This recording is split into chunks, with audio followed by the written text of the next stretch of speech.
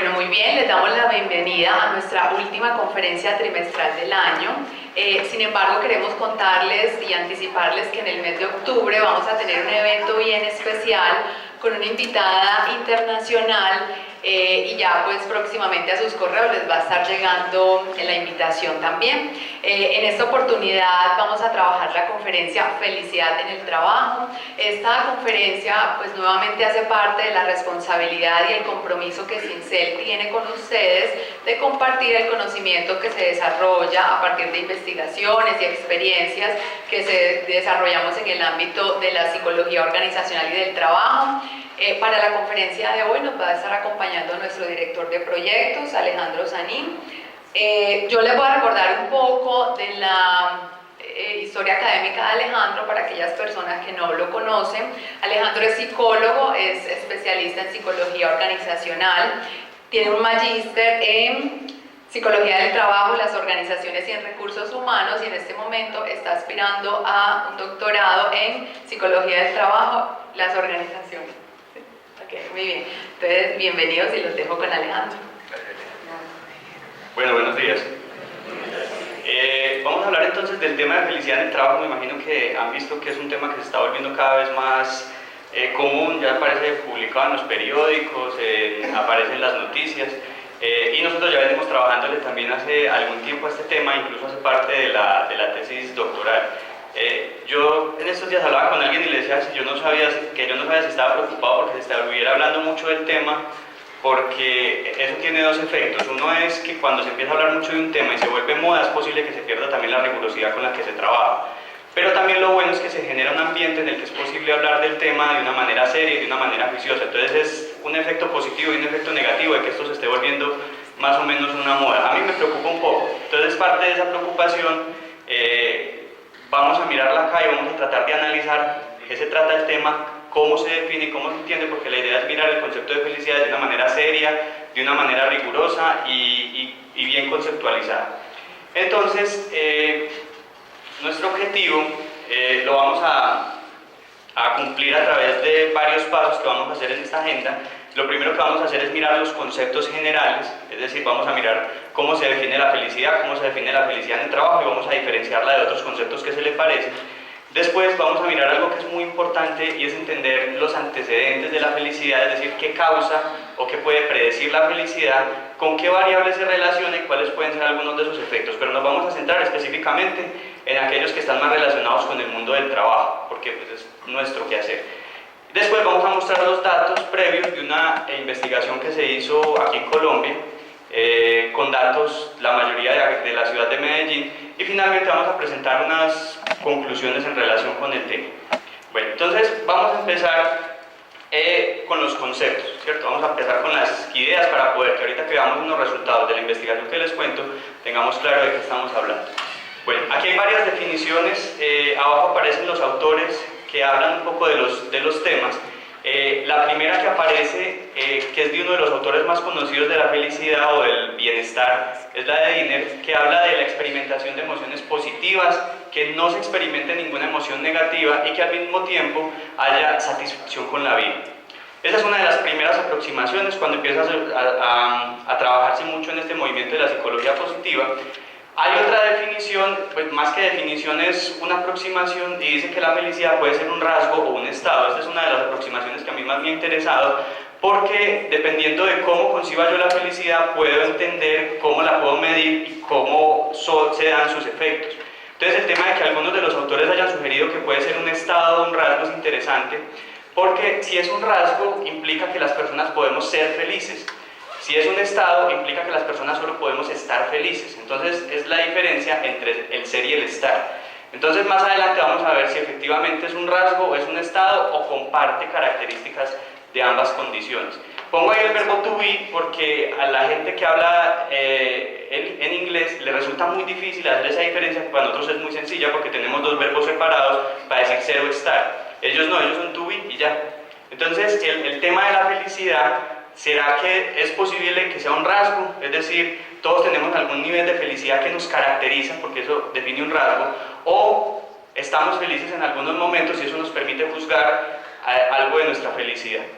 Bueno, Hay otros autores, esta aproximación también me gusta porque dicen que es un estado, mire que estos se van más por este lado del estado, pero que hablan del bienestar y del bienhacer. El tema del bienestar, ustedes lo conocen mucho, es el tema de si estoy bien, si tengo satisfacción con el trabajo y otros indicadores que me permiten hablar de bienestar. Pero estos autores introducen la idea de que la felicidad no solamente está relacionada con estar bien, sino con hacer las cosas bien. Y más que con hacer las cosas bien, con sentirme bien con aquello que yo estoy haciendo. Entonces, por eso es que el concepto de bienestar y el de felicidad tienen que diferenciarse. El de bienestar tiene que ver más con la experimentación es un juicio subjetivo que uno hace en relación con las condiciones de su ambiente, mientras que el bienhacer tiene que ver con cómo juzgo yo aquello que estoy haciendo. Bueno, y otro autor, que es otro también de los autores reconocidos, Seligman, y en este caso trabajando con algunos de sus colaboradores, dice que la felicidad se compone o tiene tres componentes fundamentales: el placer, la experimentación de emociones placenteras, de experiencias placenteras; la gratificación, que vamos a ver un poquito ahorita con detalle el tema de la gratificación; y el sentido de vida. Entonces hay distintas aproximaciones al concepto de felicidad. Es un concepto lleno de definiciones, en el que todavía parece ser que no hay mucho consenso en relación con cómo se puede definir, pero nosotros pues obviamente para el trabajo tuvimos que hacer una aproximación y una definición, que es la que les presentamos a continuación. Me volví. Bueno.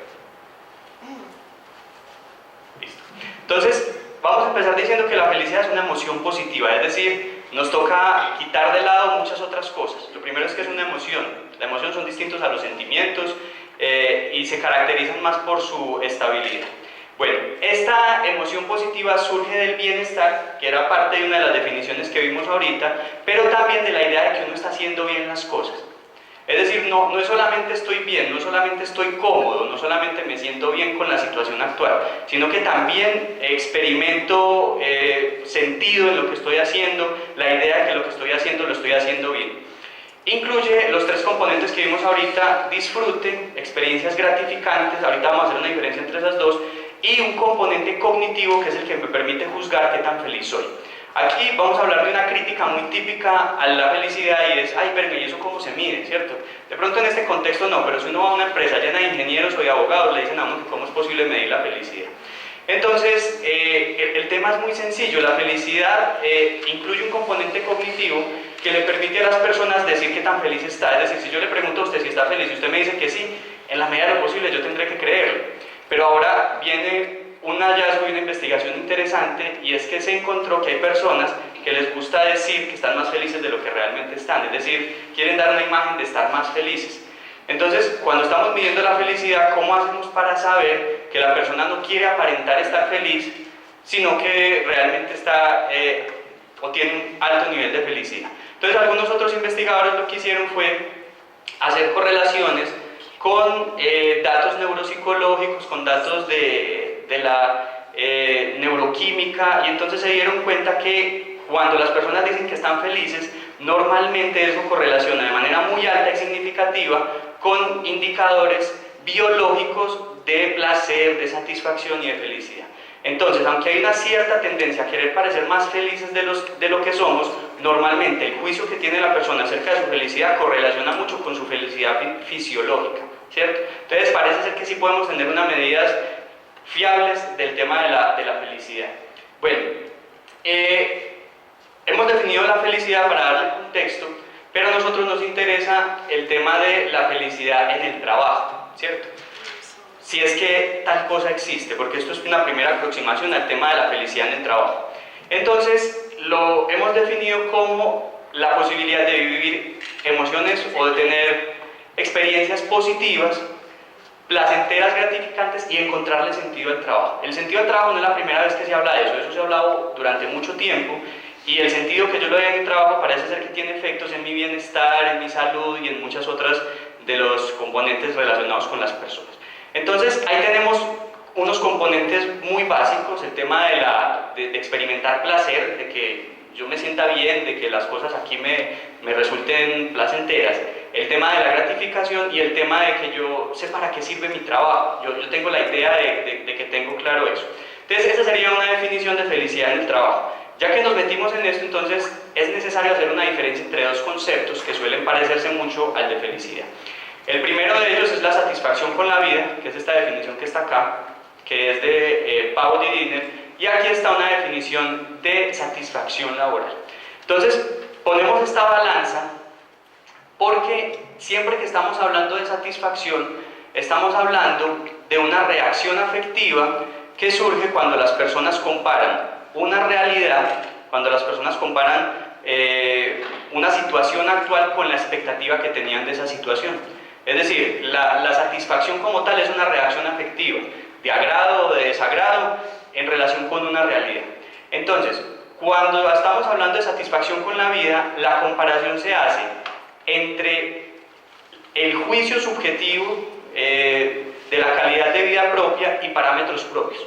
En otras palabras es, cuando yo comparo mi calidad de vida, lo que percibo subjetivamente, con lo que yo esperaría tener en mi vida. Es una comparación, y a partir de esa comparación yo juzgo si me siento satisfecho con mi vida o no. Entonces, preguntas como, ¿repetiría mi vida tal y como es?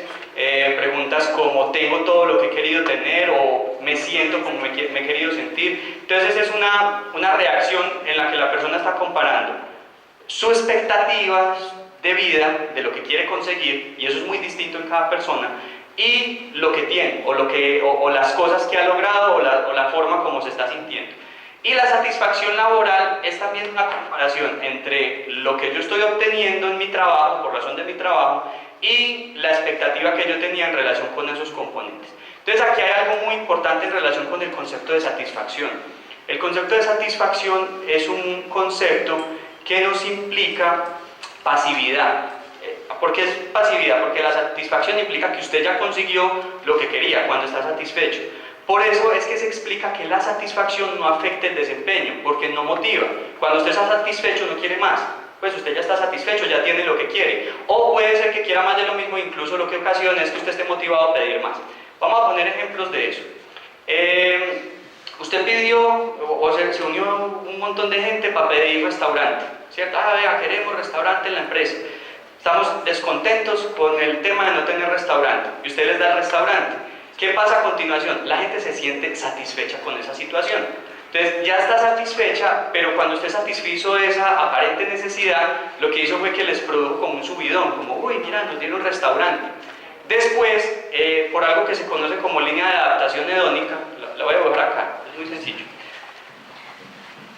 La gente tiene, digamos, un nivel de felicidad básico, y entonces tiene este nivel de felicidad. Les dimos el restaurante, se incrementa su sensación de bienestar, de satisfacción, lo que quiere. Pero por adaptación hedónica esto vuelve al mismo nivel en el que estaba antes. Pero le enseñamos a la gente que estos subidones son muy interesantes. Claro, cuando me pasa algo bueno, yo quiero volver a experimentar algo bueno. Pero ya me dieron restaurante, entonces ¿qué sigue? Pidamos un chef especializado para que nos organice la dieta como nos lo merecemos. Entonces viene, nos quejamos un tiempo, aprendemos que quejarnos sirve, y entonces viene, subimos otra vez porque nos pusieron chef, adaptación hedónica, volvemos a lo mismo. Ahora, ¿qué sigue? El gimnasio, ¿cierto? Y entonces así nos la pasamos en la organización por no entender que la satisfacción es distinta a la felicidad. La satisfacción produce un subidón cuando yo la procuro, ¿cierto? Cuando yo le doy respuesta. Pero también lo que le estoy enseñando a las personas es que reunirse y hacer cosas para pedir ciertos beneficios en su trabajo, los estoy acostumbrando a ese tipo de cosas. Porque existe una línea, que esto está investigado y hay muchos estudios en relación con eso, que existe una línea de adaptación hedónica. Mire, la adaptación hedónica se ha estudiado tanto con ganadores de lotería. Yo creo que este ejemplo lo he contado en otras ocasiones, pero lo voy a volver a repetir acá. Se hizo un estudio muy interesante con ganadores de lotería. Lo primero que hicieron fue preguntarle a la población en general si serían más felices si se ganaran la lotería. Cerca del 95 al 99% de las personas dijeron que claro, que serían más felices si se ganaran la lotería. Pero después, en países que le hacen seguimiento a la felicidad de la gente, buscaron a ganadores de lotería reales, ¿cierto? No a los que creen que se la van a ganar, sino a los que de verdad se la ganaron. Y lo interesante es que esas personas, entre 8 meses y 2 años después de haberse ganado la lotería, tenían el mismo nivel de felicidad que antes de ganársela. Es decir, el incremento de ese beneficio, de esa condición, no parece generar más felicidad. Y también se fueron para el otro extremo otros investigadores, hicieron investigaciones con personas que perdían una pierna, que perdían un brazo, que perdían un ser querido. Y también, a pesar de que la adaptación de los que pierden cosas no llega tal vez al nivel de antes, lo que sucede es más o menos lo siguiente: vuelven, pero tal vez no llegan al mismo nivel, pero pueden llegar a estar tan felices como antes. Entonces, claro, eso para nosotros, para muchos de nosotros puede ser extraño, porque uno si en este momento le dicen, venga, si usted pierde una pierna sería muy feliz, pues yo no creo que nadie se vaya a levantar, yo quiero perder una pierna, ¿no? Pues, digamos que si uno pierde una pierna, uno cree que se va a sentir infeliz y que va a sufrir mucho en la vida, pero los que realmente han perdido una pierna, bueno, no todos, pero muchos de ellos vuelven a estar en el mismo nivel de felicidad que estaban antes, por adaptación hedónica. Entonces, por eso es importante diferenciar la felicidad de la satisfacción, porque la satisfacción produce subidones o bajones, y lo que pasa después es que la gente vuelve a niveles de adaptación. Esto funciona más o menos como funcionan las maquinitas de los tragamonedas en los casinos. Usted mete y mete monedas en una máquina, usted no sabe cuándo va a llegar la gratificación, nunca lo sabe, pero en algún momento llegará. Y entonces usted se vuelve adicto. ¿Por qué? Primero, porque usted quiere volver a experimentar la sensación de que las monedas caen, o que sale el letrerito arriba, o que viene la señora y le dice que se gana un montón de plata. Usted quiere volver a experimentar eso, pero usted no sabe cuándo va a pasar, y por eso es que usted tiene que seguir metiendo monedas, porque como es un proceso aleatorio, entonces usted no sabe cuándo sucede eso. Podemos llevar eso al contexto del trabajo. La persona que se le da algo y que uno dice, pero si ya se lo dimos, ya les cumplimos con lo que querían, ahora ¿por qué se están quejando por otras cosas? Miren, nosotros tenemos experiencia con empresas, obviamente no vamos a revelar nombres de empresas, pero empresas donde un operario se puede ganar 2,5 millones de pesos, donde los familiares hasta con 4 grados de consanguinidad y 2 políticos tienen derecho a universidad y un montón de cosas, y son de los que más se quejan. Entonces uno dice, pero ¿por qué si tienen tantas cosas se siguen quejando? Precisamente por la adaptación hedónica. Entonces, hay que tener muy claro que satisfacción y felicidad son dos conceptos distintos. La satisfacción produce estados de calma y de tranquilidad, pero nos gusta cuando tenemos el subidón. Entonces, en satisfacción con la vida es que yo comparo mis condiciones de vida con lo que yo esperaría tener en mis condiciones de vida. Y en el trabajo es que yo comparo varias de las realidades del trabajo con lo que yo esperaría de esas realidades. La satisfacción no produce motivación normalmente, no produce efectos en el desempeño normalmente, pero sí tiene unos efectos importantes sobre la rotación, el ausentismo, las quejas del personal. Por eso es que es importante. Es decir, yo no quiero sacar la idea de que la satisfacción no es importante. No, es muy importante, pero no por las razones que normalmente creemos. Ay, vea, yo voy a hacer un plan voy a meterle 200 millones de pesos a una estrategia de satisfacción para la gente para que trabajen mejor. Eso no va a suceder. La gente va a estar más satisfecha, sí, y posiblemente va a decrecer el ausentismo, la rotación, las quejas, las conductas antiproductivas, pero normalmente el desempeño no se va a ver afectado, a pesar de las promesas que le hagan a ustedes quienes le están haciendo la solicitud. Porque normalmente la solicitud del gimnasio y del restaurante va acompañada de promesas de mejor desempeño. Venga, es que si ustedes nos ponen en el restaurante, nosotros vamos a trabajar durísimo y les vamos a demostrar cómo son las cosas. Por autorregulación, eso no es cierto. Las personas vuelven a trabajar al mismo ritmo y al mismo nivel de antes. Es imposible mantener a largo plazo el mismo nivel de impulso, sobre todo cuando ese nivel proviene de algo que me dieron de afuera y no proviene de adentro, que esa también es un poco la diferencia en la forma de trabajar la satisfacción en las empresas. Bueno, vamos a mirar algunos antecedentes, algunas relaciones de la felicidad en el trabajo específicamente, y algunas relaciones. Vamos a mirar los antecedentes. Es una gráfica muy simple. Hay varios estudios, aquí aparece la fuente de este estudio. Al final de las diapositivas están todas las referencias bibliográficas. Hay muchos estudios que sugieren que esta es la forma como se distribuye la felicidad en los seres humanos. Hay un 50%, que es un punto fijo, que se refiere a componentes genéticos de la felicidad. Es decir, el 50% de la felicidad de cada uno de ustedes y el mío y el de todo el mundo tiene o se explica en un 50% por la genética. Es decir, no hay mucho que hacer ahí. Si usted tuvo un papá y una mamá más o menos aburridos con la vida y con el trabajo, usted normalmente experimentará la misma aburrición y el mismo descontento con el trabajo o con la vida. Entonces hay un 50% genético. Pregunta, ay, bueno, ¿y cómo exploran eso genético? Hay dos tipos de estudios que se pueden hacer. Hay uno que lo hacen que es muy difícil encontrar los sujetos para el estudio, y por eso son tan apetecidos, que son gemelos univitelinos separados al nacer. Es decir, una señora estaba embarazada, tenía 2 gemelos que compartían ¿cómo se llama esta cosa? Bueno, compartían, no, es que no son mellizos, son gemelos, listo. Comparten todo el código genético, nacen y por alguna razón o alguna circunstancia de la vida los separan. De ellos, incluso muchos de ellos ni siquiera saben que el otro existe. Entonces a uno lo crían por allá en una granja y al otro lo crían por allá en una ciudad, ¿cierto? Los separan al nacer. Es muy difícil de ubicarlos, pero los han ubicado y lo que han encontrado es que la felicidad de esos sujetos entre sí correlaciona de manera alta, pero como hasta el 50%.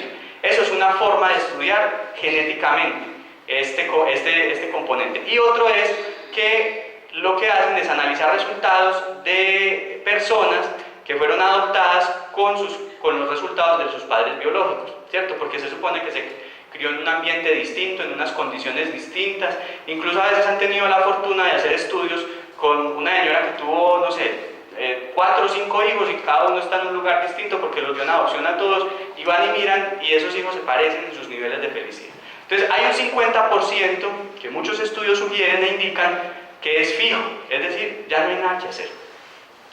Bueno, hay un 10% que se deriva de las circunstancias. Esto es muy interesante, porque en el argot y en la idea popular, tener cosas, adquirir cosas, que le pasen cosas a uno, se considera que le puede afectar a uno mucho la felicidad, pero lo que los estudios sugieren es que eso tiene una capacidad de predecir su felicidad en un 10%. Entonces comprarse el carro, comprarse la casa, que lo atraquen a uno, todo eso tiene un efecto del 10%. 10%. Entonces no va a afectar ni siquiera a largo plazo su felicidad, es una cosa más o menos momentánea que no tiene mucho efecto en sus niveles de felicidad. Las circunstancias no tienen tanto peso como nosotros consideramos. Y hay un 40% que es sobre el que se puede trabajar, que son las actividades intencionadas para conseguir esa felicidad. Es lo que las personas hacen para ser felices. Y ya también hay muchos estudios, muchas investigaciones que indican cuáles son las estrategias más importantes o más convenientes para lograr la felicidad. Y hay dos tipos de estrategias. Estrategias de corto plazo y estrategias de largo plazo. Normalmente las de corto plazo, la felicidad puede incrementar rápido, pero vuelve y decrece de manera rápida también. Y hay otras que sí son más lentas en su inicio, pero que a futuro logran mayores efectos. Les voy a poner un ejemplo de dos de esas estrategias. Un estudio puso a la gente, que los ponen a hacer pendejadas, y a mí me llama la atención que la gente se meta en esos estudios, a morder un lápiz durante 30 segundos todos los días por un mes, ¿cierto? Entonces la gente se ponía a poner un marcador cuando no había el señalador a Claudia. Bueno, la gente ponía un lápiz todos los días, 30 segundos, me parece muy poco, pero bueno, la gente lo hacía. Entonces, 30 segundos, y entonces lo que hicieron fue medir su felicidad en el momento 1 y después hacer chequeos y monitoreos de sus niveles de felicidad. Sorprendentemente, al mes, las personas que habían seguido el experimento estaban más felices. Hay una cosa importante en psicología y es explicar los procesos psicológicos, es decir, no se queden con el dato. Hay que preguntar, ¿y por qué se da eso? Psicológicamente, ¿cómo se explica que las personas que mordieron un lápiz están más felices? Entonces, el proceso psicológico es sencillo. Hay unos procesos psicológicos que se llaman propiocepción, es decir, es la capacidad del sujeto de percibirse a sí mismo, y hay muchos órganos de los sentidos relacionados con eso. Usted por eso puede sentir que tiene hambre, que tiene frío, que está cansado, porque usted está percibiendo su propio organismo. Lo que sucede es muy interesante, es que cuando usted muerde el lápiz de esa manera, activa exactamente los mismos músculos que activa cuando se está sonriendo. Y activa dos de los músculos más difíciles de mover cuando uno se sonríe, que son los de los ojos. Por eso hay una diferencia entre la sonrisa, creo que se llama Duchenne, y la otra se llama la Panam. La Duchenne es la sonrisa original, donde usted se sonríe con los ojos, se le arrugan un poquito. En cambio, la otra sonrisa es la sonrisa de aerolínea, por eso se llama la Panam, y es la sonrisa que está de la nariz para abajo, y donde usted no expresa nada, ni traduce nada. Entonces, cuando usted está moviendo el lápiz de esa manera, lo que hace es que activa todos los músculos, y es un engaño, sí, es cierto. El engaño es que sus músculos, al activarse, es como si le mandaran al cerebro la idea de, yo como que estoy contento. Y entonces el organismo empieza a generar endorfinas y empieza a generar una serie de hormonas que le dicen a usted, es que si yo estoy sonriendo es porque estoy contento, y si estoy contento, estoy contento. Y entonces usted empieza a pensar las cosas de una manera distinta. Sin embargo, eso tiene una capacidad muy rápida para desaparecer, es decir, la gente que dejó de morder el lápiz, al tiempo dejó de sentirse feliz, y los que lo siguieron mordiendo ya perdió su efecto a largo plazo. Esas son estrategias de corto plazo. Hay unas estrategias a largo plazo, como por ejemplo, realizar actos amables. Esa es una de las que más me gusta. Es decir, durante un mes, o 2 o 3 meses, usted conscientemente hace actos amables, por lo menos 2 o 3 por semana. Actos amables, ceder el puesto, ayudarle a alguien a pasar la calle, no sé, hay muchos actos amables. Uno puede espontáneamente ser amable, aunque aquí solo se me ocurren 2 ejemplos, pero bueno, uno puede ser amable. Bueno, entonces uno es amable con los demás y lo que se encontró es que las conductas de amabilidad con otros ocasionan felicidad a largo plazo. Proceso psicológico que explica eso. Los seres humanos somos seres sociales, por lo tanto estamos orientados a la afiliación y al cuidado de los otros, porque uno de nuestros instintos básicos es la conservación de la especie. El acto amable lo que hace es reflejar uno de nuestros propósitos más profundos, si se puede llamar de esa manera, y por lo tanto eso refuerza y reafirma nuestra felicidad. Y hay muchos otros ejemplos: la gratitud, la amabilidad, el hacer cosas por otros. Hay una investigación que me gustó mucho. Esto la hicieron en España, fuera de un centro comercial, le entregaron 100 euros a 100 personas. A cada persona le entregaron 100 euros. A la mitad, seleccionados aleatoriamente, a la mitad le dijeron: vea, ustedes van a entrar a ese centro comercial y van a comprar cosas para ustedes, ¿cierto? Y al otro 50% le dijeron: ustedes van a entrar y van a comprar cosas para otros. Entonces, claro, los que se gastaban en ello, entonces se iban a la peluquería, se compraban ropa, o se compraban cosas para comer y demás. Y los otros lo que hacían era que veían gente en el centro comercial, entonces veían un niño, entonces entraban, compraban un balón y les regalaban el balón al niño. Veían una señora, entonces entraban y les regalaban una camiseta. Todo para los demás. Al final, lo que hicieron fue medir los niveles de felicidad de las personas antes y después de ese proceso, y los que estaban más felices al final eran los que habían hecho cosas por los otros. Los que habían hecho cosas por ellos mismos, si habían gastado la plata en ellos mismos, no estaban más felices. Bueno, comprar experiencias y no cosas puede aumentar la felicidad. Bueno, hay un montón de estrategias relacionadas con ese tema. Entonces, ese 40%, que es el 40% en que nosotros podemos hacer gestión, es importante tenerlo en cuenta. Y uno de los temas interesantes es que ese 40% no se mueve normalmente por el placer, se mueve más por la gratificación, y llegó el momento de por fin aclarar ese concepto que hace rato les estaba prometiendo.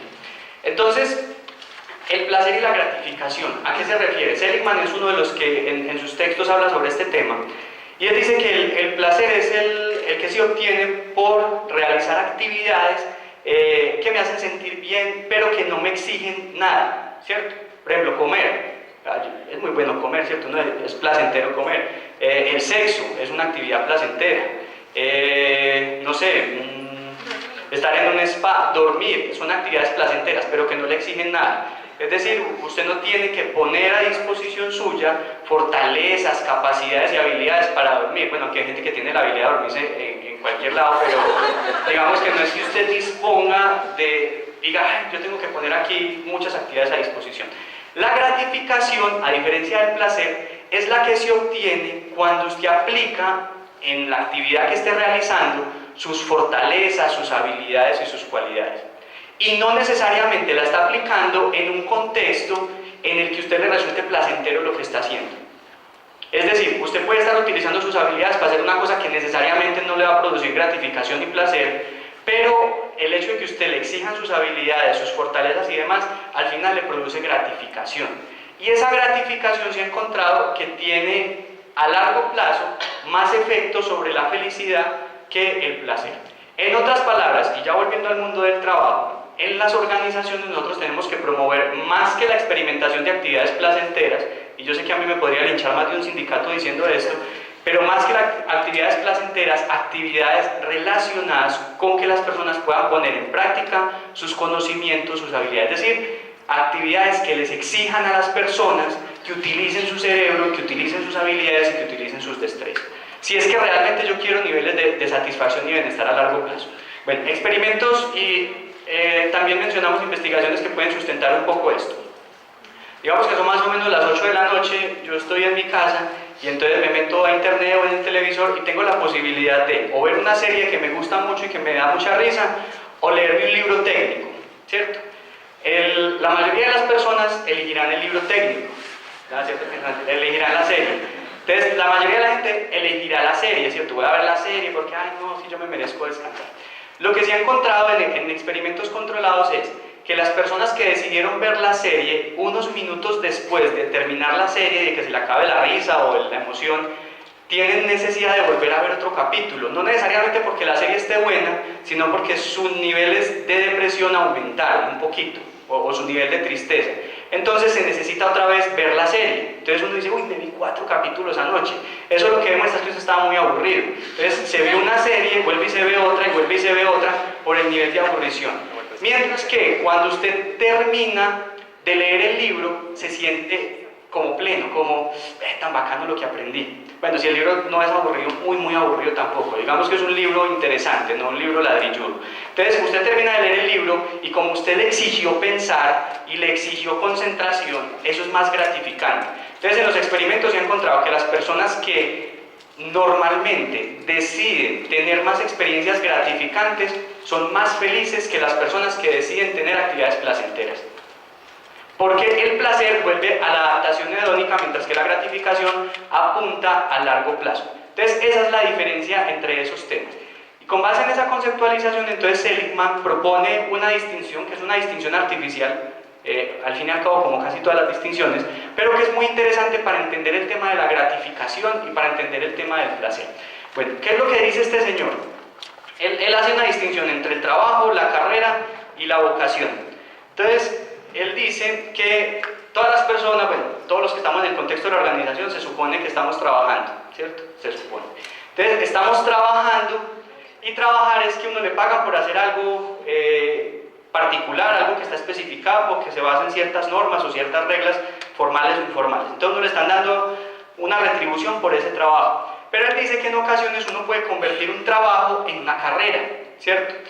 ¿Qué sirve para dar el paso entre trabajo y carrera? La posibilidad que yo percibo y el trabajo que yo hago adicional para ascender o para llegar al centro de la organización. Ustedes saben que el concepto de ascenso vertical está un poquito reformulado. Ustedes casi no ven, ¿cierto? Imagínense una pirámide. Listo. Entonces, digamos que el concepto de ascenso más típico es que la gente arrancamos abajo de la pirámide y vamos subiendo hasta llegar arriba de la pirámide. Esa es una forma de ascenso. Pero hay otro que se llama ascenso, aunque quería tener otro nombre, y es que ustedes van a imaginar que yo también dibujo muy bien en 3 dimensiones. Entonces, lo que yo hago es que en lugar de subir, voy al centro de la organización. Sin ascender me puedo convertir en una persona importante de la organización, en un centro de la organización. No tengo que estar arriba en un nivel jerárquico. Eso es otra forma de ascenso. A veces cometemos el error de subir en la jerarquía a personas que lo que realmente quieren es ir hacia el centro de la organización. O a veces llevamos al centro de la organización a personas que realmente quieren ascender. Pero bueno, hacer una carrera es tener la posibilidad en la organización de yo conseguir o los ascensos verticales o los ascensos horizontales que yo quiero. Y eso es hacer carrera. Entonces las personas trabajan, se comprometen y se esfuerzan por cada vez llegar a niveles más altos o a niveles más profundos de la organización. Y Seligman al final, y ahí articulando el concepto de vocación, de gratificación, perdón, habla de la vocación. Entonces la vocación es cuando usted logra encontrarle sentido a su trabajo, independientemente de si asciende o no asciende. Y yo creo que este sí es más fácil de entender porque imagino que todos han escuchado la historia de la catedral de Nuestra Señora en Francia o de Notre Dame, ¿cierto? Entonces, ay, ¿qué estoy haciendo? No, estoy pegando un ladrillo. ¿Usted qué está haciendo? No, estoy haciendo una pared. ¿Y usted? No, estoy construyendo la catedral. Entonces ese es un ejemplo más o menos bonito para demostrar que la última persona le encuentra más sentido a su trabajo que la primera, teniendo en cuenta que los 3 están haciendo exactamente lo mismo. Pero hay muchos otros ejemplos de eso. Mire, yo tengo un ejemplo que es personal. Cuando yo hice mi práctica profesional, la hice en Metro Parques, que es la empresa que coordina los parques de diversiones, el Juan Pablo II y el Parque Norte. Y yo recuerdo que una vez, pues, estábamos por ahí, la compañera mía y yo, y había un señor barriendo, y llegó el supervisor y le preguntó, ¿usted qué está haciendo? Y él le dijo, yo estoy embelleciendo el parque porque yo sé que si embellezco el parque los clientes van a querer venir y si vienen más entonces yo conservo mi trabajo y además yo quiero que ellos estén contentos. Él estaba preguntando eso porque se suponía que tenía que estar haciendo otra cosa, pues, pero la respuesta fue muy bonita. Y lo gracioso es que más adelante estaba otra que no sabían también por qué estaba barriendo, entonces él se fue para allá y le dijo, ¿usted qué está haciendo? Pues barriendo. Entonces hay una diferencia muy grande entre uno, independientemente del lugar en el que se ubique en la organización, entender el sentido y las implicaciones del propio trabajo. Entonces, no se trata de tener grandes trabajos, no se trata de tener el nivel jerárquico más elevado, no se trata de eso. Se trata sencillamente de que las personas le encuentren sentido a lo que están haciendo en el día a día. Y eso produce que usted convierta su trabajo en una vocación, y lo que se ha encontrado es que eso le sirve a usted para incrementar sus niveles de felicidad en el trabajo. Recuerden que la felicidad en el trabajo es experimentar placer, por eso no podemos desconocer la satisfacción, pero principalmente experimentar que yo estoy haciendo cosas gratificantes, que me exigen, y finalmente encontrarle sentido a eso que yo estoy haciendo. Bueno, eso entonces es lo que pasa en el trabajo con estos conceptos de felicidad. Bueno, efectos y relaciones encontrados ya en la literatura. Aquí hay uno que está con signos de interrogación y dice sí y no, porque hay dos investigaciones, bueno, hay muchas investigaciones, pero estos dos autores hacen un metaanálisis, y algunos autores han encontrado que la felicidad afecta al desempeño y otros que no. Entonces, eso es muy interesante. Parece ser que todo se debe a un error en la forma de concebir la satisfacción, la felicidad y el desempeño. En otras palabras, a veces se revisan investigaciones relacionadas con la felicidad, y lo que hizo el investigador fue medir la satisfacción, no la felicidad, y en ese caso no van a encontrar ninguna relación importante y significativa con el desempeño. Y también se debe a la forma como en algunos lugares se conceptualiza el desempeño. Todavía, aunque no sorprenda, hay mucha gente que cree que el desempeño es el resultado que consigue la persona, y creen que esos son dos sinónimos, desempeño o resultados. Entonces miden el resultado de la persona sin tener en cuenta que un resultado está determinado por muchas cosas además del desempeño de la persona. Por ejemplo, yo trabajo en una fábrica y tengo que coser botones, y resulta que me dijeron que tenía que coser 100 botones y terminé cosiendo solo 60. Entonces su desempeño malo, ¿por qué? Porque no consiguió el resultado. Sí, pero es que se les olvidó que es que fue la luz y no había cómo poner a funcionar la máquina, ¿cierto? Entonces, un resultado está determinado por muchas condiciones, además de la conducta de la gente. Por supuesto que la conducta es uno de los determinantes, pero cuando se miden los resultados como evidencia del desempeño, se corre el riesgo de encontrar relaciones que no son. Entonces, esas son algunas de las críticas. Por eso todavía hay que trabajar mucho en saber si efectivamente la felicidad lleva a mejor desempeño. Por ahí hay ustedes pueden ponerlo en Google si quieren, en bases de datos más serias. Y bueno, no es que Google no sea serio, pero es serio a su manera. Entonces, digamos que lo pueden buscar en bases de datos y se van a encontrar la hipótesis del empleado feliz y productivo. Lo ponen en inglés porque es normalmente en el idioma en que lo trabajan. Y se van a encontrar mucha información, unos que dicen que sí, otros que dicen que no. Entonces todavía no es un tema que esté, digamos, ya verificado y probado. Por eso es muy importante que las empresas que empiecen a trabajar en el tema se planteen por qué lo están trabajando. Yo estoy trabajando en la felicidad porque me di cuenta que en Bután hay un Ministerio de la Felicidad, y porque me di cuenta que en España está el Instituto Coca-Cola de la Felicidad, y porque me di cuenta que en el Tiempo y en el Colombiano hablaron de la felicidad. Y madre, entonces como que tenemos que empezar a hablar de felicidad, ¿no? Uno no empieza a trabajar un tema a menos que uno ya tiene claro cuáles son los efectos de ese tema, ¿cierto? Si uno no tiene claro eso, no deja de ser entonces una moda, y es mejor no meterse ahí, porque como cualquier otra moda pasa y usted ya le invirtió un montón de millones a esa moda. Entonces ese lujito nos lo podemos dar cuando compramos ropa, pero normalmente en las empresas no nos podemos dar el lujo de seguir modas, ¿cierto? Porque uno no me puede poner y quitar millones de pesos de buenas a primeras. Bueno, entonces con el desempeño no se sabe. Lo que sí se ha estudiado y con mucho juicio es que la gente más feliz se alinea más o cumple más o se comporta más de acuerdo con los valores de la organización, y demuestra más conductas de ciudadanía organizacional, que son esas conductas que ejecutan las personas por fuera de su contrato laboral, es decir, que no están estipuladas en un contrato de trabajo, pero que le aportan a la organización, como ayudarle a otros, el compromiso y demás. Se ha encontrado también que las personas que experimentan niveles de felicidad más altos en las organizaciones suelen experimentar menos estrés.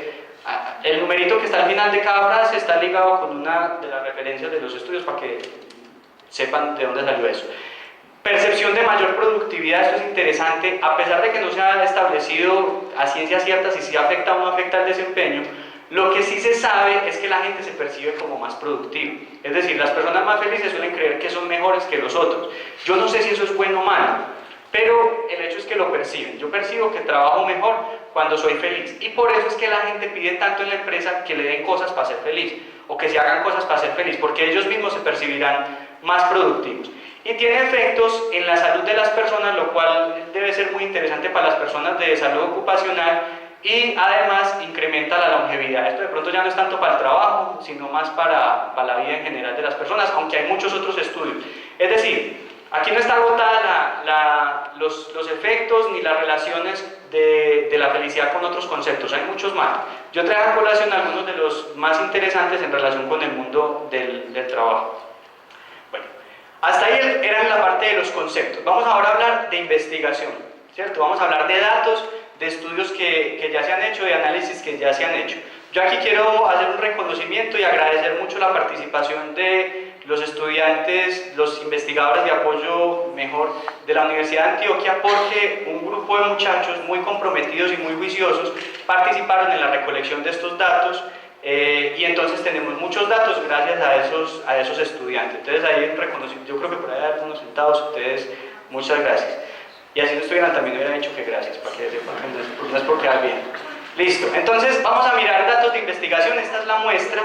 Hay muchas más variables demográficas que se incluyeron en el estudio, pero también traje algunas que pueden ser relevantes desde el punto de vista de las organizaciones, como el nivel educativo, el género, el estado civil, bueno, que esta es de pronto por mostrarles algo que se cumple tal cual como lo demuestra la investigación, y finalmente empezamos ya con variables más organizacionales como el sector económico de la empresa, como el tamaño de la empresa, el nivel del cargo de las personas, diferenciamos entre los que no son jefes y los que son jefes, el tiempo que lleva la persona en la organización y la jornada de trabajo. Esta muestra tiene algo muy interesante y quiero llamar la atención sobre eso. Me imagino que ustedes han escuchado muchas veces, y también sale muy publicado en muchas partes, que Colombia es uno de los países más felices. Y me imagino que como yo, muchos de ustedes se han preguntado de dónde sacaron esos datos. Bueno, ¿alguien ha investigado dónde sacaron esos datos? Normalmente los extraen de estudios que se hacen de felicidad en grandes empresas del país. Por lo tanto, se tratan normalmente de muestras sesgadas, porque no están encuestando o investigando al colombiano más típico que no trabaja en grandes empresas. Es decir, aquellos que trabajan en grandes empresas son colombianos atípicos. Solo algunas estadísticas sugieren que cerca del 90% o 95% del empleo no lo dan las grandes empresas, lo dan las MIPYMES, ¿cierto? Entonces, cuando usted habla de la felicidad de un país basándose en un 5 o un 10%, no creo que por ese sesgo esté hablando del país. Aún así, ahorita vamos a hacer una comparación por tamaño de la empresa, a ver si ese sesgo sí tiene algún efecto o no. Bueno, entonces, tamaño de la empresa, mire que acá hay gente solita, hay de 10 a 14 empleados, de 11 a 50, de 51 a 100, de 100 a 300 y de más de 300, ¿cierto? Hicimos varias distinciones por tamaños de la empresa. Bueno, antigüedad y jornada de trabajo. Es importante ahorita que estemos viendo los resultados que no se asusten con los que trabajan más de 13 horas, el porcentaje es muy bajito y no fue representativo, porque con ellos salió algo muy interesante. Bueno, los instrumentos utilizados fueron la escala de felicidad, que aquí abajito el asterisco nos dice que es una adaptación del inventario de felicidad auténtica de Seligman y colaboradores. La escala de felicidad en el trabajo también fue una adaptación de ese cuestionario, pero digamos que fue una aproximación a la felicidad en el trabajo. Seligman tiene un inventario de felicidad, pero no de felicidad en el trabajo. Lo que se hizo fue que, sin desconocer el constructo teórico, se adaptaron algunos ítems para que estuvieran adaptados a preguntar por el trabajo. Algunos de los que revisaron previamente el proyecto dijeron que no tenía sentido, que la felicidad es una sola y que no hay felicidad en el trabajo, hay felicidad con la pareja y felicidad en otras partes, sino que había felicidad. Pero mi tutora y yo llegamos a la conclusión de que eso era una apreciación y que teníamos que tener datos para confirmar si efectivamente eso es lo mismo. Entonces, si son lo mismo, lo que vamos a ver es que todos los resultados de felicidad y felicidad en el trabajo deben ser iguales entre los grupos. Si hay algún grupo que al menos tenga alguna diferencia es porque la felicidad en el trabajo puede ser distinta de la felicidad en la vida. Aunque lo feliz que yo me siento en el trabajo impacta de manera importante la felicidad que yo tengo en la vida. Es lógico. Solamente hay una variable por encima del trabajo que tiene más impacto sobre la felicidad, y se la voy a contar ahora. Bueno, y finalmente está la satisfacción con la vida, ¿cierto? Entonces, para mirar también si se relacionan o no se relacionan, en ese caso fue una adaptación de una escala de Pauli-Wiener de la escala de satisfacción con la vida. Bueno, las variables estudiadas fueron entonces, aquí ya se está definiendo de manera más concreta, se operacionalizan mejor las variables para poderlas medir. La felicidad como el grado en que la persona disfruta, logra y le encuentra sentido a su vida. Tiene esos tres componentes.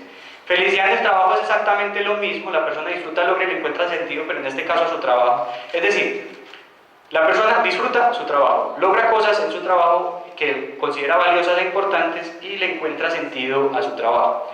Y la satisfacción con la vida es qué tan satisfecha, qué tan contenta o qué tan descontenta está la persona con su vida en general. Bueno, se analizaron los datos, se compararon medias, se hicieron análisis test de T o ANOVA, se verificó primero obviamente la normalidad de los datos y se analizaron si había o no diferencias significativas entre los grupos. Entonces vamos a empezar con los resultados. Primero tenemos el nivel educativo. En el nivel educativo tenemos las tres variables: felicidad en el trabajo, felicidad en la vida, satisfacción con la vida, y aparece en primer lugar primaria, bachillerato, técnico tecnológico profesional y posgrado. Y aquí abajo se resalta donde la estadística inferencial efectivamente encontró diferencias significativas entre los grupos. Es decir, lo que ustedes vean arriba como diferencias son solo diferencias aparentes, ¿cierto? Visuales, pero no son diferencias entre comillas reales. Solo estas son diferencias reales o estadísticamente significativas. Aún así podemos hablar de ciertas tendencias. Una, la primera que llama la atención, que a mayor nivel educativo pareciera que se incrementara la felicidad con el trabajo. Por lo que yo he contado en la presentación, ustedes ya podrían tener una forma de entender ese resultado, ¿cierto? Cuando hablamos ahorita de gratificación. Es posible que al yo aumentar mi nivel educativo tenga más posibilidades de que el trabajo me exija más mis habilidades, mis conocimientos, y por lo tanto mi trabajo me resulte más gratificante y le encuentre más sentido a mi trabajo. Entonces, en otras palabras, es más posible que las personas con niveles educativos superiores le encuentren más sentido a lo que hacen, lo disfruten más que las personas con niveles educativos más bajos. Sin embargo, quiero que noten algo. Los resultados son en una escala que va de 0 a 100, qué pena que se me olvidó eso. Van de 0 a 100, pero yo, como todos los datos se parecen mucho, reservé solo los datos que están entre 40 y 60, es decir, las diferencias entre los grupos acá son de 2, 3 unidades, no son muchas. Y en definitiva, incluso los que están en primaria están felices con su trabajo, ¿cierto? Pero están menos felices que los bachilleres, que los técnicos tecnológicos, que los profesionales y que los posgraduados. Bueno, si la felicidad en el trabajo fuera igual a la felicidad en la vida, nosotros tendríamos que haber experimentado o visto la misma tendencia, y no fue así. Es decir, aunque la felicidad en el trabajo puede tener un impacto importante sobre la felicidad en la felicidad en la vida también se sustenta o se soporta en otras cosas que no necesariamente son el trabajo. Yo ya les dije que más adelante les voy a contar otra de las variables que es importante. ¿Qué se destaca acá? El tema de los bachilleres, ¿cierto? Y finalmente la satisfacción con la vida. Miren lo interesante que es comparar la satisfacción con la vida con la felicidad en el trabajo. Las personas de primaria son las que se destacan con los niveles más altos, bueno, junto con los de nivel de posgrado más alto. Entonces miren que la satisfacción con la vida es muy distinta a la felicidad en el trabajo. Si no, lo que esperaríamos es que los de primaria estuvieran tan felices como tan satisfechos con la vida, y es muy distinto. Entonces recuerden que acá lo que están haciendo las personas es hacer un proceso de comparación de lo que creen que pueden tener o lo que tienen o lo que experimentan o las vivencias positivas con su expectativa en relación con ese tema. Y lo interesante es ver que las personas de primaria parece ser que están más satisfechos con su vida. Algunos estudios por niveles educativos lo que sugieren es que cuando usted tiene un bajo nivel educativo suele tener menos expectativas en relación con la vida, es decir, es más abierto a lo que venga y menos exigente con las condiciones, pero a partir de que usted ingresa al bachillerato, a la tecnología, a la universidad, empieza a ser más exigente. Por lo tanto, el parámetro de comparación de sus condiciones de vida con sus posibilidades empieza a ser más difícil. Por eso es que a partir del bachillerato vuelve y se baja. Entonces el personaje de primaria, el que tiene primaria, de pronto tiene una mentalidad un poco distinta en relación con lo que espera de la vida. De pronto reconoce las posibilidades que tiene y sabe que se conforma. Entonces, mire, es muy típico en estudios que se hacen, por ejemplo, comparando universidades, estudiantes de universidad, lo que dicen los padres de los estudiantes de universidades públicas y de estratos 1 y 2, a lo que dicen los padres de universidades de estratos 4, 5 y 6. Entonces, mire, el papá del muchacho o la mamá del muchacho de universidad pública, el muchacho egresa, le ofrecen un trabajito por 700.000 pesos, y lo primero que dice el papá y la mamá es: mi hijo, supongamos que ese papá tiene un nivel muy bajito de escolaridad, mi hijo, no, acéptelo, es que no habiendo más, acéptelo. El papá o la mamá del muchacho que está en la universidad privada, ¿Cómo le ocurre? Espere un momentico, usted tiene que valerse, ni que usted no tuviera cómo le ayudáramos en la casa. Entonces, la expectativa es distinta de las personas con niveles educativos más bajitos de las personas que tienen niveles educativos más altos. El problema de eso es el círculo que se genera, pero eso es otro tema que tiene que ver más con otros asuntos. Bueno, aquí tenemos comparación entre personal femenino y masculino. De manera muy interesante, no hay diferencias significativas en razón del género entre los niveles de felicidad en el trabajo, de felicidad en la vida y de satisfacción con la vida. Es decir, el hecho de ser hombre o mujer, o más allá del hecho, las realidades asociadas con ser hombre o ser mujer, las realidades culturales, las pautas de crianza, etc., no parecen tener un efecto importante sobre los niveles de felicidad, satisfacción con la vida de las personas, ¿cierto? Esas diferencias que hay ahí son mínimas y no sugieren nada más. Aquí tenemos, y aquí viene la observación, el estado civil. No tiene nada que ver con el trabajo, ¿cierto? Uno dice, ay, bueno, no falta la empresa que diga, yo solo contrato casados o solo contrato solteros. Bueno, las hay y muchas. Pero digamos que eso no pasa. Lo que se encontró es que aquí tenemos, bueno, solteros, casados, divorciados. Diferenciamos los divorciados de los separados porque estos hicieron un proceso legal de divorcio, los separados no. Está el viudo y está unión libre. Bueno, ¿qué llama la atención? La felicidad en el trabajo del separado, ¿cierto? A mí me llamó mucho la atención el separado. Esto no son investigaciones, pero algunos autores sugieren que las personas que tienen rupturas familiares se pueden refugiar en su trabajo. Lo que me llama la atención es no encontrar ahí al divorciado o incluso al viudo, ¿cierto? Pero el separado parece ser que se separa de la casa y entonces se une más al trabajo, le encuentra más sentido al trabajo. Digamos que eso todavía está por explicar, pero llama la atención. Bueno, ¿qué llama también la atención? La felicidad con la vida. Los casados y los divorciados, ¿cierto? Es como si, y esto se parece a algo de la obra del Águila Descalza que me contó María Eugenia en estos días, los que han ido seguramente ya conocen lo que dicen, y es que los 2 días más felices de la vida fue cuando compró la finca y cuando por fin la pudo vender. Esto se parece más o menos a eso, ¿cierto? El día más feliz de mi vida es cuando me casé y el segundo cuando me divorcié. Pero digamos que no son las mismas personas. El casado está feliz por una razón y el divorciado está feliz por otra razón, porque no es la misma persona que investigamos a lo largo del tiempo, ¿cierto? No, esto fue un estudio transversal. Pero lo que resulta muy consistente con la investigación es ver que las personas más satisfechas con su vida son las personas que están casadas. Y que esa diferencia resulta significativa cuando se comparan especialmente con solteros y con separados. Y eso ya lo he encontrado en la investigación, en textos de Dinner, en textos de Seligman, en textos de Sonia, no sé cómo se pronuncia el apellido, es Liujorenbisky, una cosa así, está llena de Ks y de Zs y de Y. Bueno, pongan Sonja con J y felicidad y les aparecerá el apellido, ¿cierto? Yo no he podido aprender ni a escribirlo siquiera.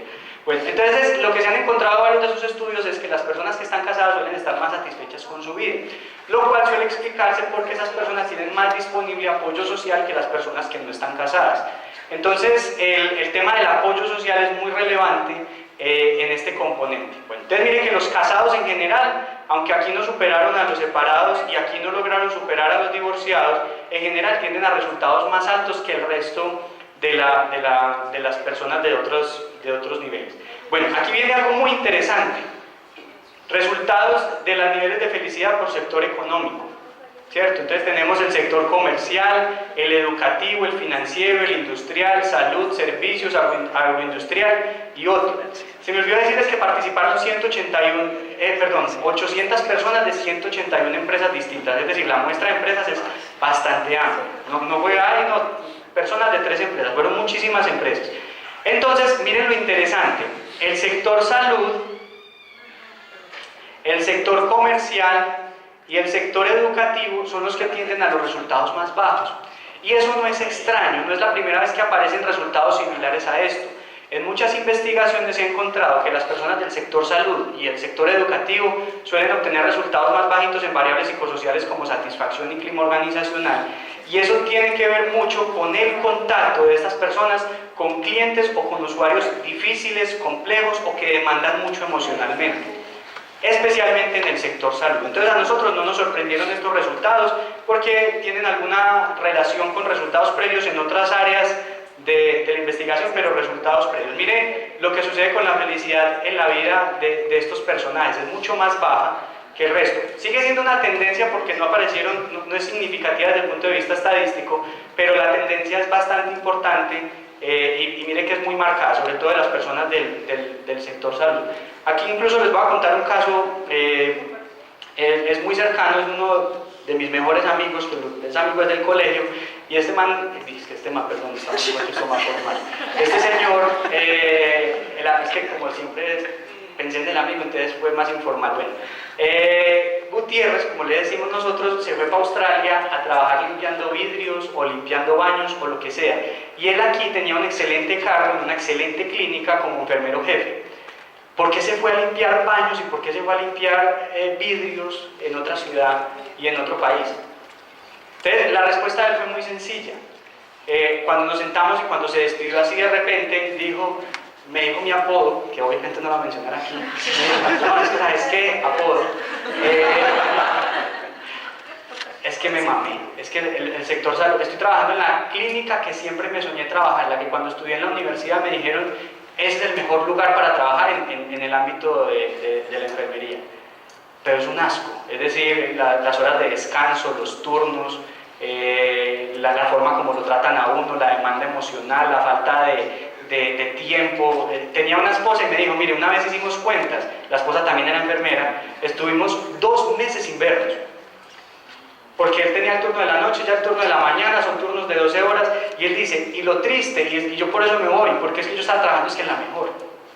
Entonces, el sector salud es un sector muy complejo. Los que trabajan en el sector salud entenderán por qué y tendrán las razones para explicar por qué los turnos de los enfermeros son de muchas horas, etc. Bueno, puede ser que esté hablando un poquito desde el dolor de que este señor se fue, pero el tema es que el sector salud no es un hallazgo como sorprendente que tienda a esos resultados, tampoco el sector educativo y tampoco el sector comercial. Se destaca el sector financiero.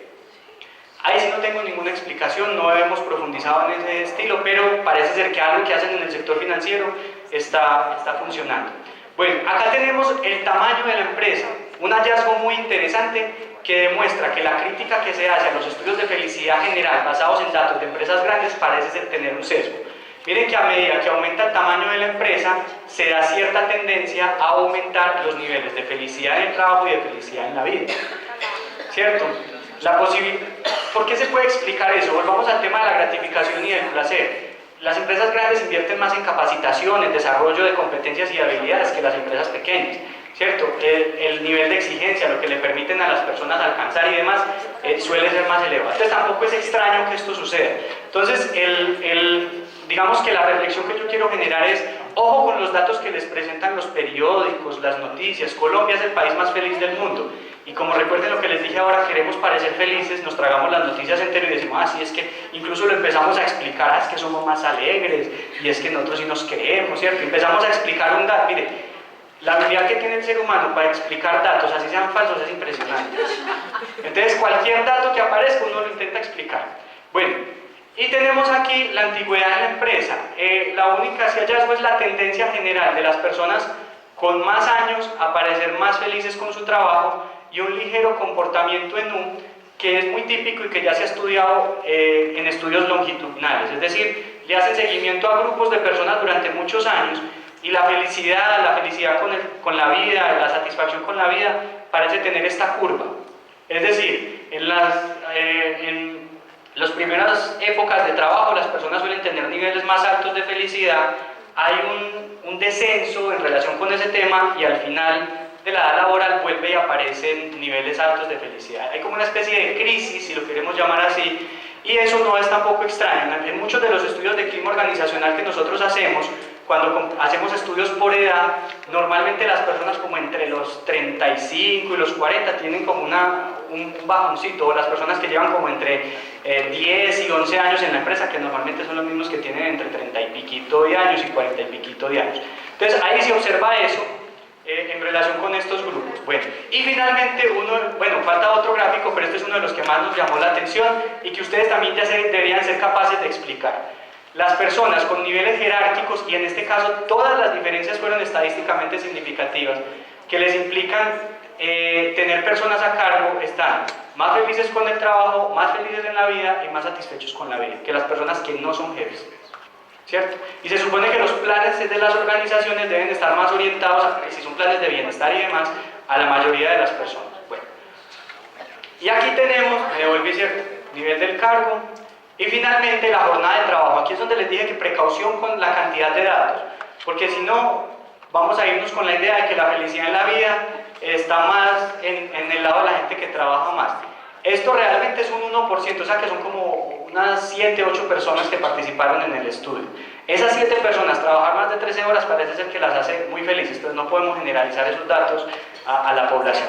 Lo que vemos en general es que parece ser que la única diferencia importante en la felicidad con el trabajo se da entre las personas que trabajan 8 o 9 horas al día y los de medio tiempo, siendo los de 8 y 9 horas, que es la barra azul, más felices con su trabajo que los que trabajan medio tiempo. Entonces el trabajo sigue siendo una fuente importante de felicidad. Y entonces parece ser que el hecho de trabajar medio tiempo, a pesar de que puedo tener tiempo libre o estar haciendo otras cosas, no sabemos, se relaciona con niveles más bajos de felicidad con el trabajo. Entonces ahí está el tema de que el trabajo sigue siendo importante. El trabajo, ustedes saben que hay unos autores venezolanos que hicieron un estudio muy interesante en relación con los refranes, y ellos mostraron más o menos cómo los seres humanos hemos sido educados, sobre todo en las culturas latinas, a punta de refranes. Entonces, de refranes, de frases contundentes. Entonces, muchas de las visiones que nosotros tenemos del trabajo pueden derivarse de esa forma, de esos refranes que nos dieron. Entonces, si el trabajo es un castigo, digamos que la felicidad con el trabajo puede ser una, pero si el trabajo dignifica, que es otra frase que le pueden haber dicho los amigos, trabaje, que el trabajo dignifica, entonces eso puede ser algo que le incremente a usted la felicidad de una manera distinta. Entonces también ahí, en relación con el trabajo, con cómo se ve el trabajo y la cantidad de horas que le dedico, es importante. Bueno, siguen las conclusiones, pero ya no tenemos tiempo, ya nos pasamos 5 minutos, pero la sorpresa es que las conclusiones es lo mismo que les he estado diciendo. Entonces, es un texto, pues incluso es antipedagógico porque es un montón de texto. Yo no voy a poner a leerlos, lo que hice fue hacer un párrafo de cada uno de los gráficos. Entonces no es una sorpresa porque ya les he dicho todo eso. Entonces voy a dejar que ella tome la foto y apenas ella termine de tomar la foto paso a la que sigue y a la que ya. Más foto, háganlo. Listo, ya. Listo, la que sigue. Y esta. Mentira, esta presentación la vamos a... Cierto que esas las ponemos, ustedes la pueden ver en el video, no se lo van a perder. Yo las estoy pasando para que queden ahí filmados, entonces ustedes dicen, no, volver a ver la conferencia. Y ¿cierto? Y entonces la van a volver a ver y ahí pueden aparecer las definiciones. Bueno, aquí están las referencias, ¿cierto? De todo lo que vimos también van a aparecer y ya, muchas gracias. No sé si, pues yo sé que nos pasamos 5 minuticos, pero tengan dudas, inquietudes, comentarios.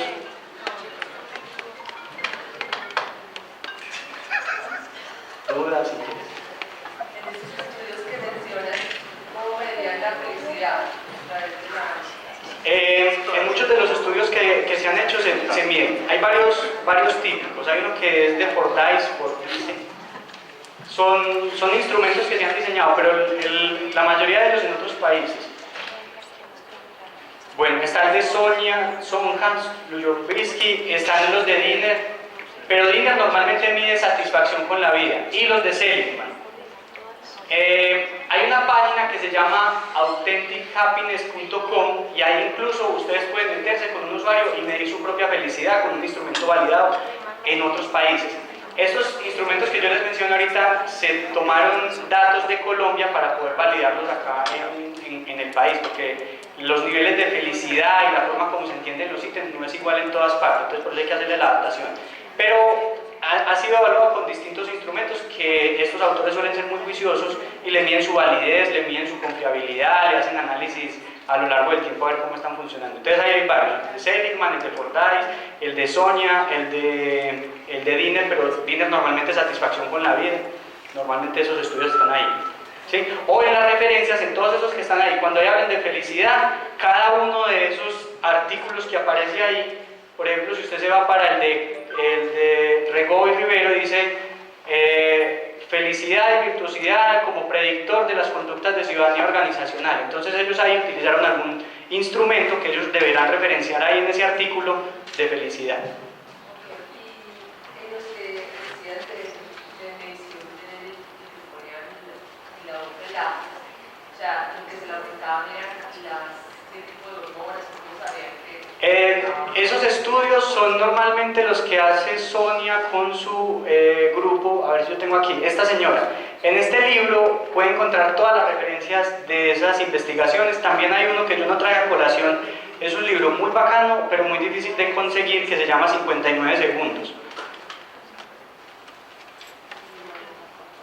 Este es de un señor de apellido Weissman, creo que es como hombre sabio o algo así. Entonces, este señor también referenció otra serie de investigaciones, entre ellas las del lápiz en la boca, y hace obviamente las citas de esas investigaciones. ¿Alguien más? ¿Sí? Hablabas que quizá las estrategias de satisfacción que implementen las compañías no son duraderas en cuanto al gran objetivo de hacer feliz a las personas, Sí. ¿cierto? Que tienen las organizaciones que apuntar más es a desarrollar e implementar las estrategias, esos casos de gratificación, ¿cierto? No tanto las clasificaciones. En tu experiencia y dentro de lo que se ha conocido, ¿cuáles son esas estrategias de gratificación más comunes?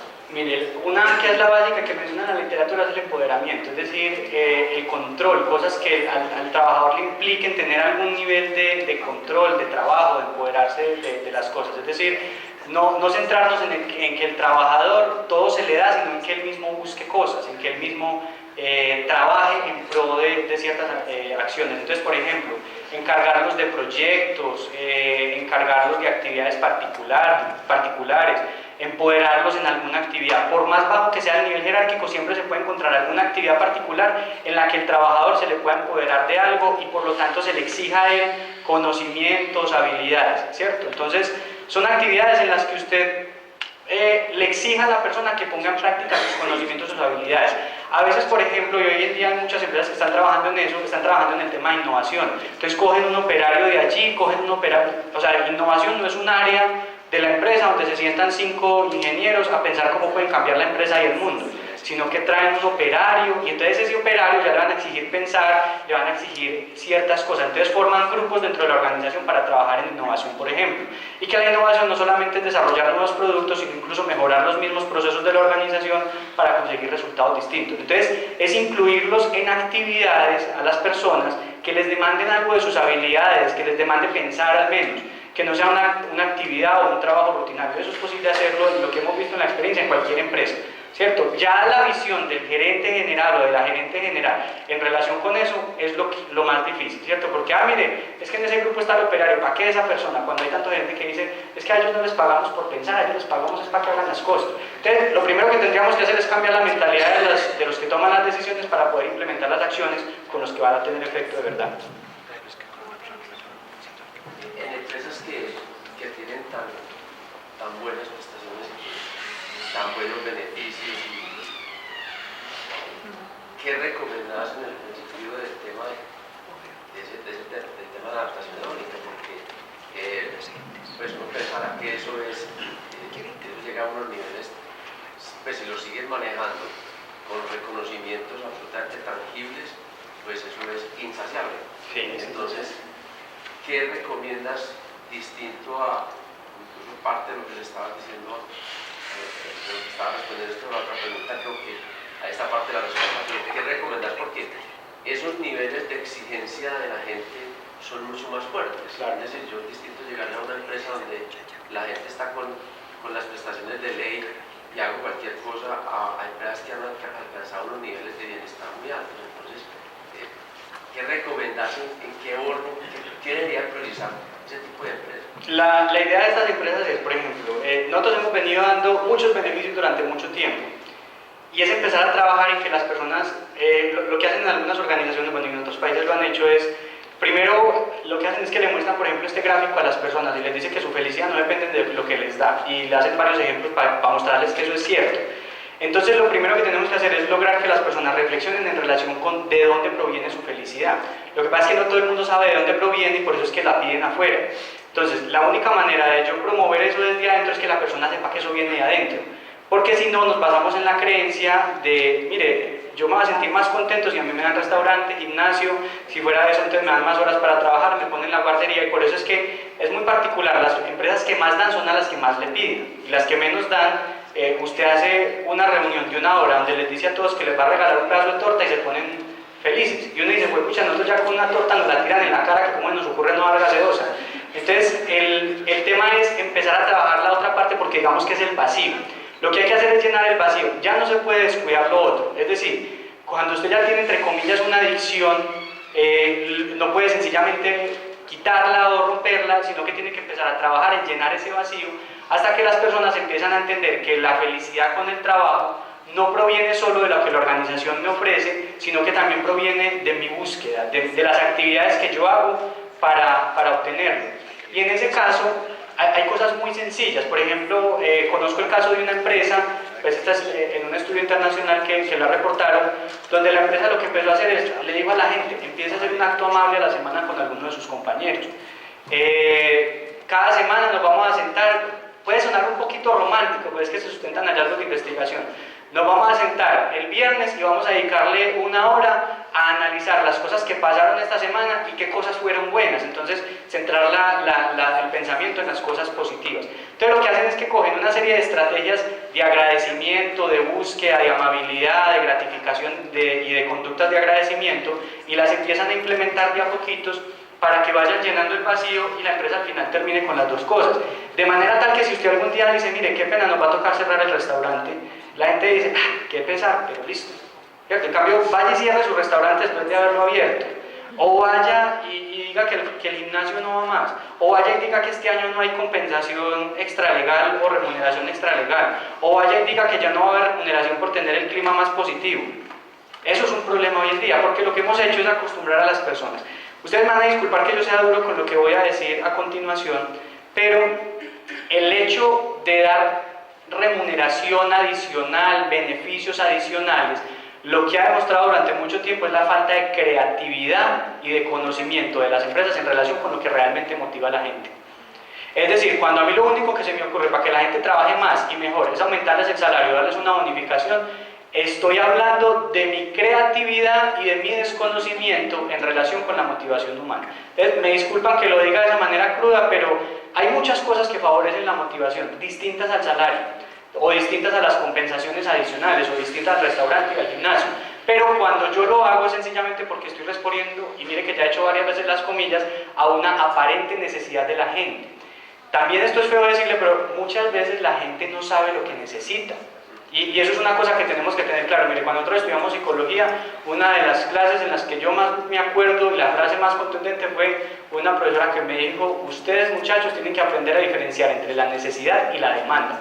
Si ustedes suplen necesidades, se comprometen a lo largo del tiempo a seguir satisfaciendo necesidades. Si ustedes suplen la demanda, se aseguran de que no tienen que volver donde ustedes. Entonces, eso es lo que tenemos que aprender a identificar en las organizaciones. Cuando una persona hoy me dice, quiero un restaurante, ¿qué es lo que realmente está pidiendo? Bueno, sí, está pidiendo el restaurante, pero ¿qué hay detrás de eso? ¿Por qué la persona necesita llenar eso? Está llenando algo con el restaurante, porque esa es la forma como a esa persona se le ocurre, o a esas personas se les ocurre que van a estar mejor. Y eso no debe resultar muy extraño para ustedes. Algunos de ustedes o tendrán conocidos o a ustedes mismos les pasará que dicen, ay, no, estoy como descontento, me voy a comprar una blusa. Bueno, y los hombres se comprarán una camisa. O se comprarán un carro, o se comprarán, no sé, algo que les ya no va a comprar el PlayStation, y entonces lo compran. ¿Y qué pasa a los meses? Usted necesita comprarse otra cosa y después necesita comprarse otra cosa. Lo mismo pasa en las empresas. ¿Por qué? Porque usted compró eso creyendo que iba a llenar un vacío, pero no lo está llenando. Está satisfaciendo necesidades, pero no está supliendo la demanda.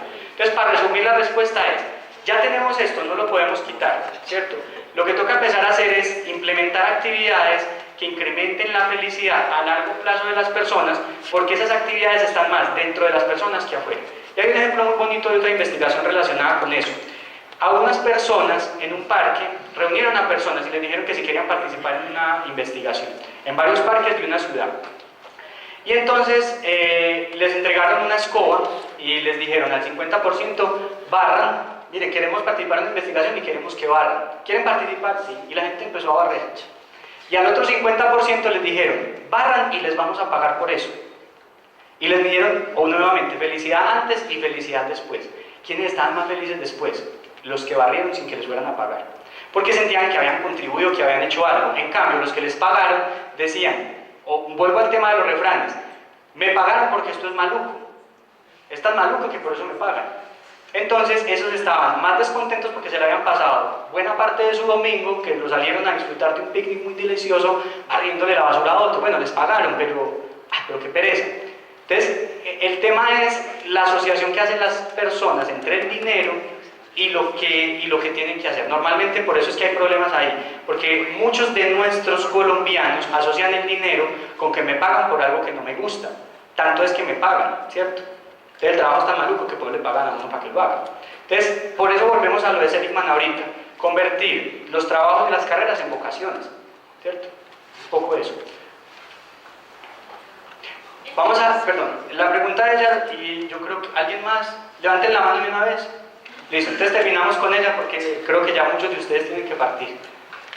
Entendiendo lo que acabas de explicar, es muy coherente al tema de la inteligencia emocional, ¿cierto?